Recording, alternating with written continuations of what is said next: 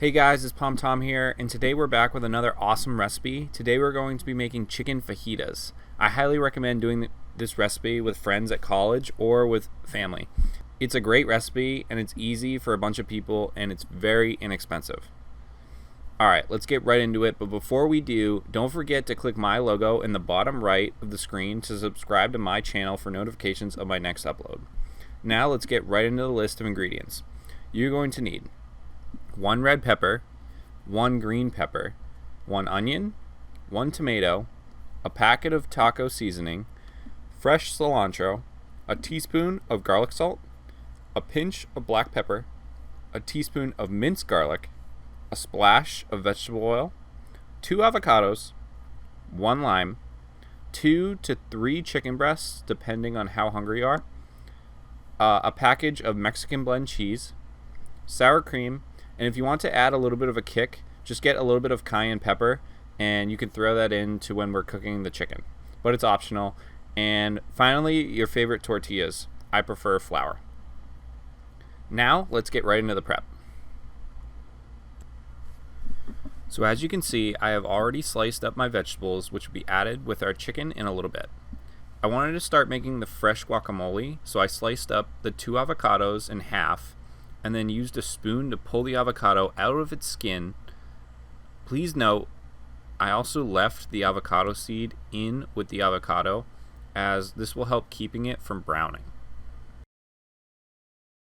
Next, we are going to dice up our chicken breasts. As you can see, I'm leaving about 1-inch thick pieces, which will be seasoned before we cook. Next, grab a bowl and add your vegetables, chicken, and taco seasoning. And please note, do not forget to wash your hands frequently whenever dealing with chicken.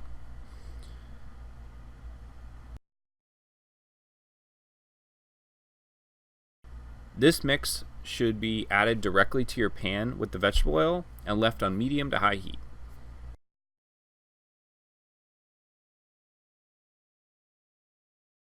Now we can finish our guacamole. Add your garlic salt, black pepper, minced garlic, and fresh cilantro and mix well.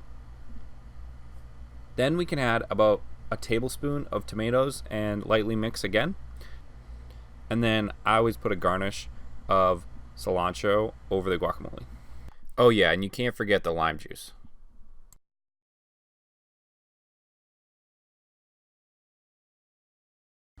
Now our chicken should be fully cooked after about 10 to 15 minutes on medium to high heat. You always want to keep stirring and flipping the chicken so you don't burn the bottom of the pan. We can remove that and then add our tortillas to the same pan to crisp them up, and this will actually also infuse some of the spice into the tortillas and give it a nice bite to the fajitas. And there you have it. You can plate and serve and you got yourself a nice little fajita party.